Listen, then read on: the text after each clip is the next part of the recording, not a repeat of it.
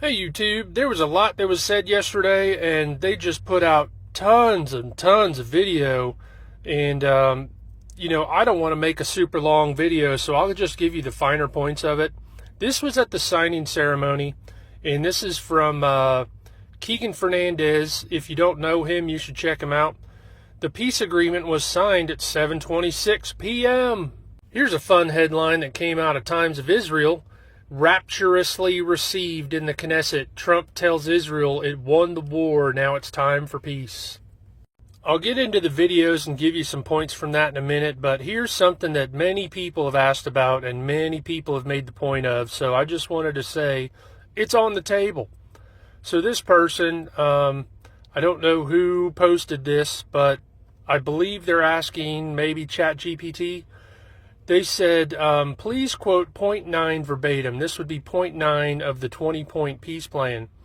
Establish temporary transitional governance for Gaza under a technocratic Palestinian committee with international oversight for a period of 7 years, during which Gaza's infrastructure will be rebuilt and its economy stabilized. This is drawn from the detailed summary of the plan circulating in posts on X and web reports covering the October 2025 ceasefire agreement. So I watched a lot of speech time yesterday, and one thing that I wanted to point out, this is still a two-state solution on the table. It doesn't appear that Netanyahu seems to be quite as aware of that as some others. I have a clip of Egypt's, I don't know if he's a prime minister, president, whatever, but he goes full on talking about Palestinian statehood and a two-state solution. So I want to point you to what Trump said here on Air Force One after leaving the meeting.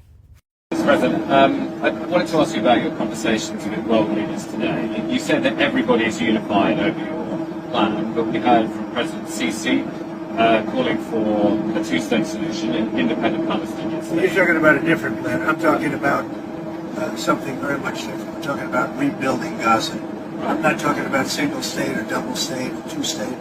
We're talking about the rebuilding of Gaza. What's the road ahead for governing Gaza? Well, we'd have to see. I mean, a lot of people like the one-state solution. Some people like the two-state solution. So we'll have to see. I haven't commented on that. How do you see bridging that gap? Because you have the Arab countries. At some point, I'll decide what I think is right, but I'd be in coordination with other states and other countries. How do you? So this is just a screenshot from the Antichrist 45 channel. Brother Paul, he goes by.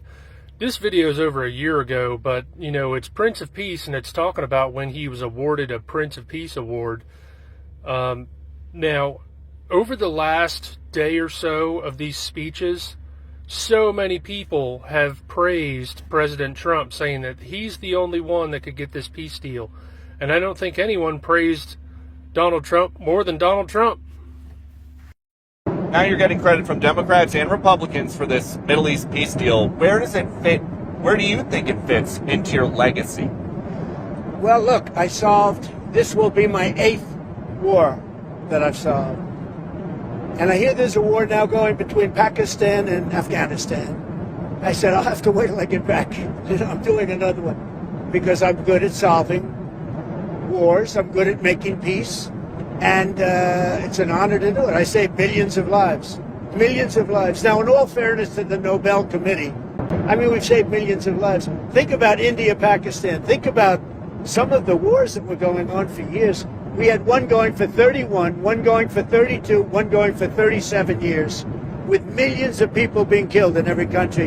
And I got every one of those done, for the most part, within a day. It's pretty good. One of the world leaders.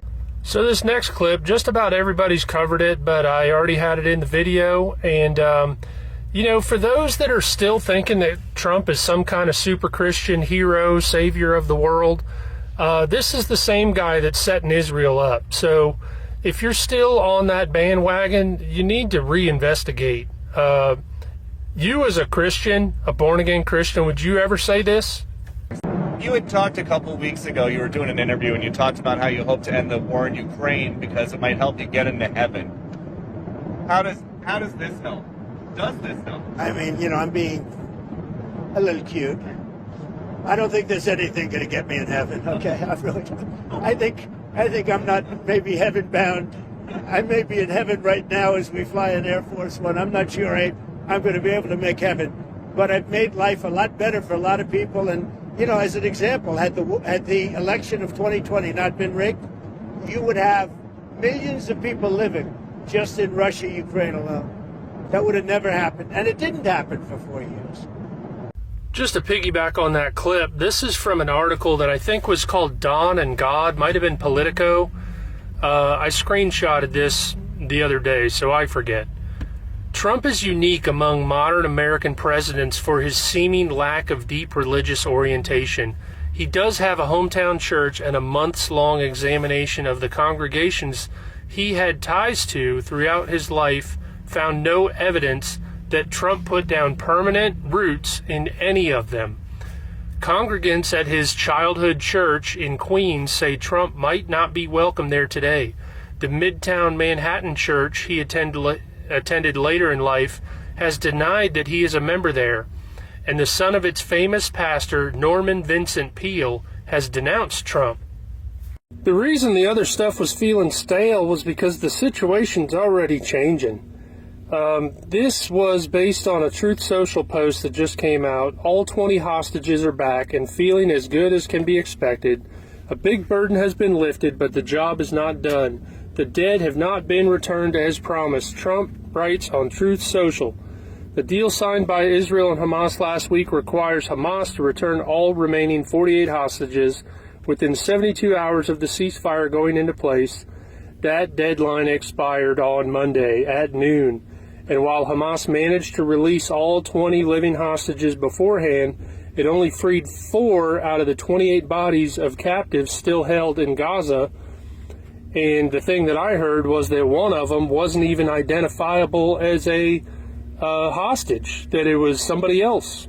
So Trump is still over here bragging on his thing, but meanwhile Hamas is doing what Hamas does. And if you saw in my previous video, I said it's like trying to keep your cat out of the Christmas tree.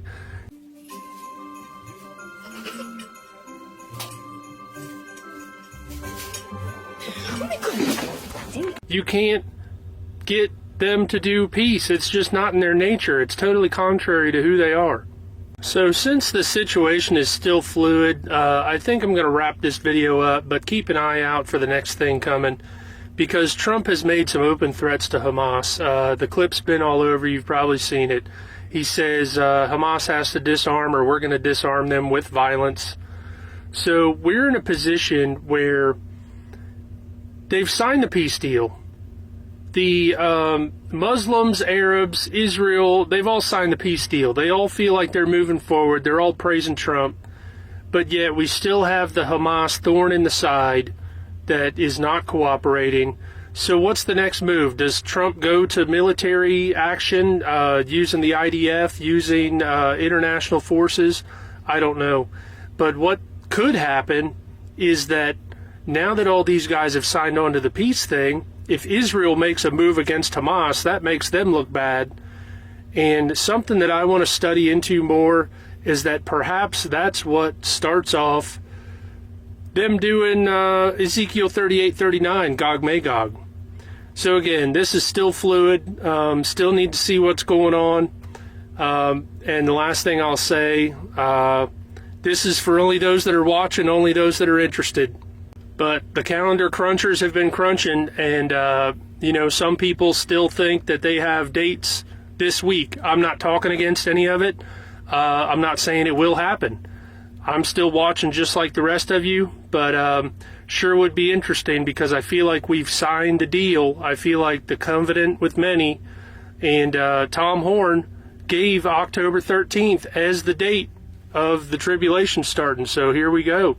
I'm not endorsing any particular date, but I can tell you I feel like 2025 is the year. And if you've done the study, and there's more than enough evidence to back that up, but I'm just not going to endorse a date right here. I'll just tell you that some people think that this week, next week, anytime in October,